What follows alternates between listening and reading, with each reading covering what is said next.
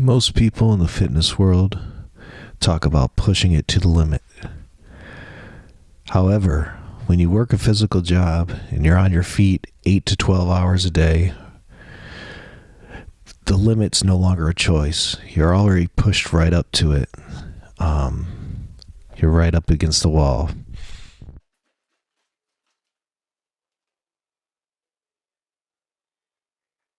Eventually, your body or your circumstances will make you manage your energy.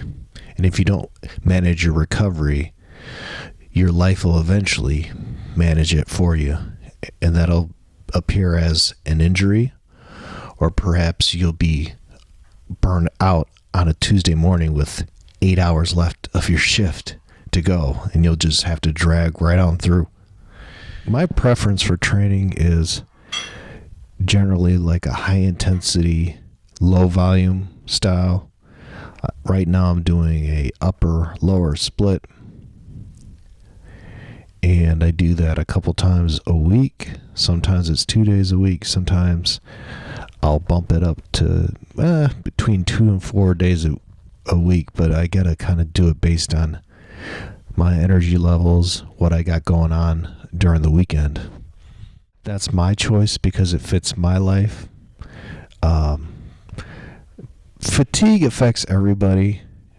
Some people, it affects them different. And people choose to manage it differently. And this is just how I've decided to manage it.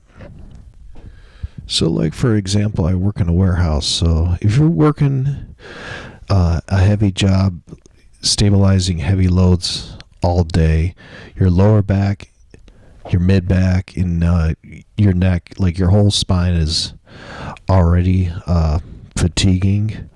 It's already like it's on the clock. It's like you're already wearing down the battery, burning the battery, and adding like high stabilization movements in the gym later on isn't just high stakes. It's really like taxing. It's like a tax you just can't afford. And that's why, like, my sessions are brief right now, to kind of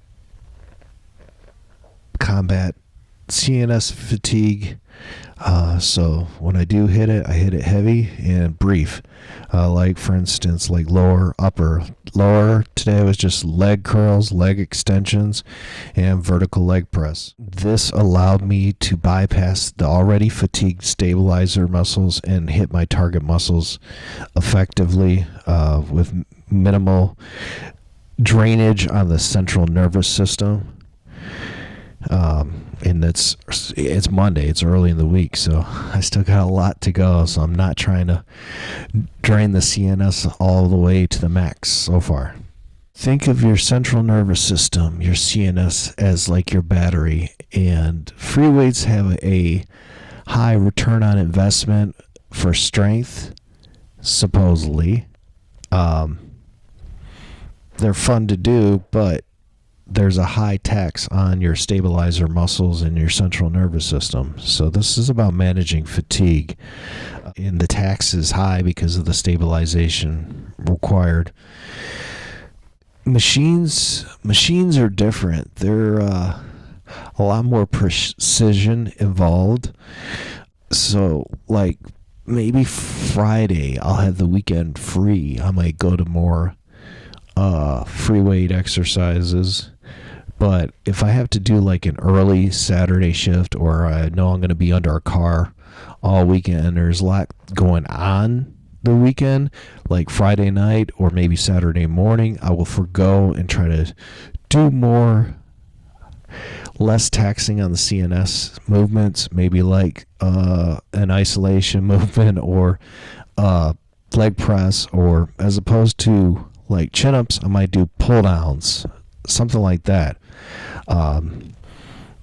Something less taxing on the CNS.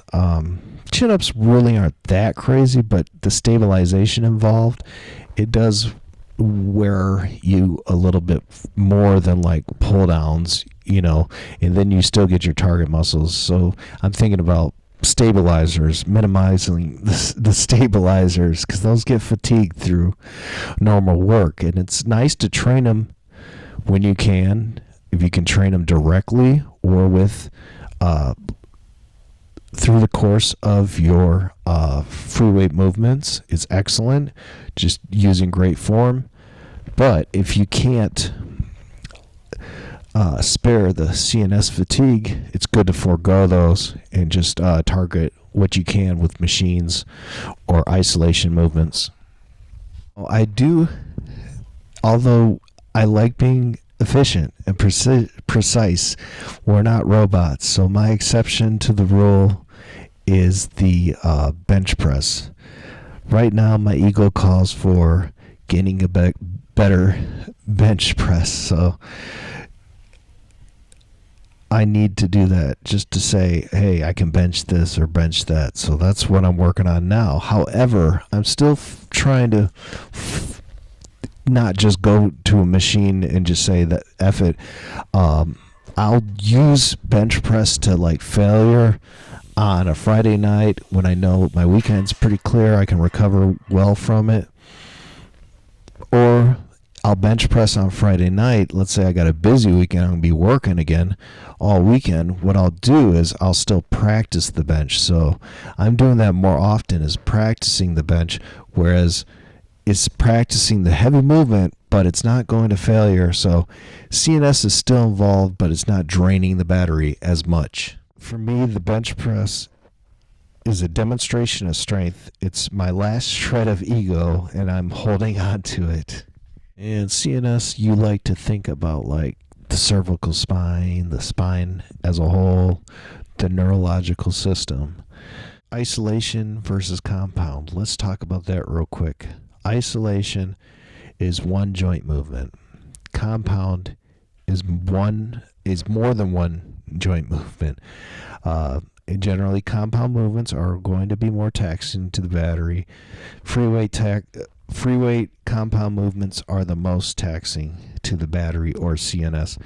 But let's talk about neck work. Neck work is important because you do develop it through compound movements, especially, or just as stable. It gets worked as a stabilizer through many different movements, but I like to train it directly. And people treat the neck like an afterthought or just a simple isolation. I view it, even though just moving in one direction is one joint, but there's multiple joints stacked on each other. So I treat it like a technical compound movement. Yeah, view it as a technical compound. It's a series of 7 vertebrae working together.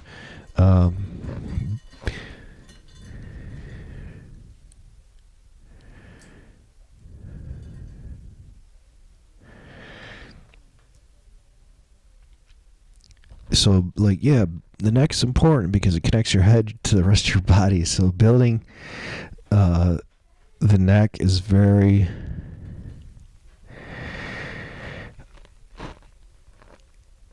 It's about spinal integrity. So it's about spinal integrity. It has a high ROI, return on investment, or you could even think of it as recovery on investment, meaning like it's got a low systematic cost. It doesn't like really wear you out, even though it's strengthening your central, almost like it's strengthening your central nervous system. Now, does it make you more resilient? Because fatigue still has to be managed, but it's cool because you're not going to blow out your CNS just doing neck work if you're doing it safely too, you know. But it's going to make you more resilient to the stuff you already do, like a lot of the physical work. But is it going to decrease CNS fatigue all the way? No, but it does make you resilient, so that may be part of keeping you going. And like, yeah, it's pretty simple to do, but people don't do it directly enough, I think. So it's really low cost, high reward as long as you're doing it safely. And I demonstrate it here, but also like to do different isometrics on the side for the side neck too. For the lateral movements, you can do rotation too if you're up on your cheekbone. Yeah, it's important. Work your neck, folks. Heavy duty fatigue management isn't about doing less. It's about doing the most with what you got left after a long week of working, or a day of working.